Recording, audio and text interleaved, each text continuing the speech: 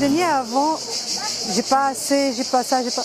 Les jours que j'ai été, j'ai pleuré pendant des jours chez moi parce que j'estimais que je vivais dans le luxe et que j'apprécierais pas. Et là, depuis le premier jour, j'arrive plus à me détacher de cette association. C'est génial ce qu'on fait, avec le bon humeur, avec les fous rires, avec les larmes.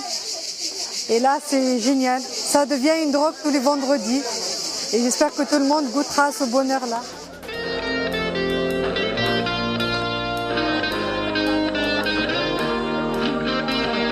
C'est se tourner vers l'autre, plus démuni.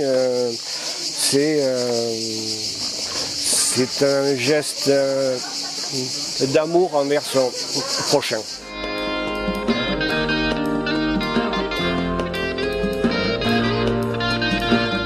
Quand on arrive, on voit toutes ces personnes réunies, 700 personnes à peu près, qui font la queue.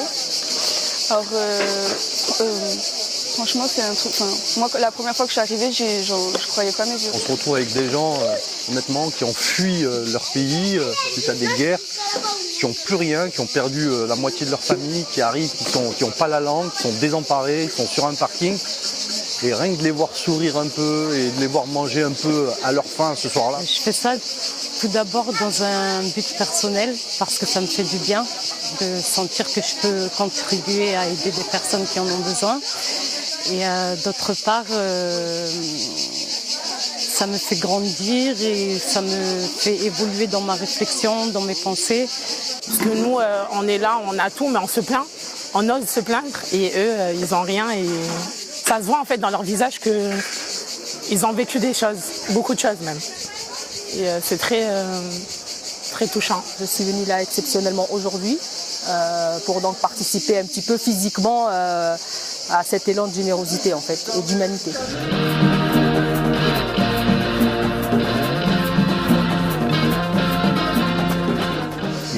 Ils sont là aérés, pas manger à leur faim, ces enfants qui sont un peu délaissés. Et voilà, un peu de compassion pour ces gens-là. Donc la première fois que j'ai fait le voyage, j'ai vécu des choses très très fortes en arrivant à la Caritas. J'étais à la rencontre de personnes très très jeunes. Je ne m'attendais pas à voir autant de monde et autant de personnes si jeunes. Nous on mange tous les jours et on ne connaît pas la faim. Et ces gens-là, ils mangent qu'une fois par jour. Et une fois par jour, ça peut être une fois, 2 fois dans la semaine. C'est vraiment émouvant. C'est pour ça que ça m'a donné vraiment la foi et la joie de venir de préparer à manger pour eux. Se préoccuper du sort d'êtres humains comme nous qui sont à la frontière italienne et qui sont dans une situation sanitaire, sociale désastreuse.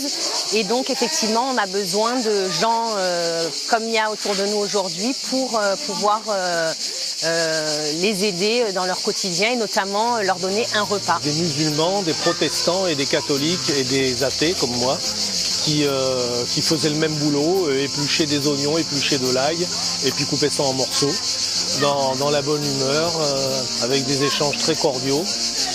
Et tout ça pour le même but, c'est-à-dire des gens qui sont coincés à Vintimille, dont personne ne s'occupe, personne ne se soucie.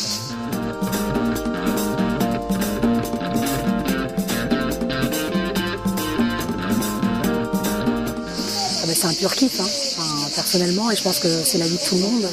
Et de se sentir utile, de se sentir généreux, ça rend heureux. Il y avait un article sur le Parisien d'ailleurs récemment, ils ont pu vérifier ça scientifiquement, mais c'est vrai que c'est un pur bonheur que de partager ce qu'on a, quoi. Et aussi de donner, grâce à ces actions-là, la possibilité à des personnes qui n'ont peut-être pas le temps, qui n'ont pas l'énergie, qui n'ont pas la possibilité, à travers les dons, à travers ce qu'ils peuvent nous apporter, de participer, de se sentir utile. Donc finalement, tout le monde y gagne, quoi.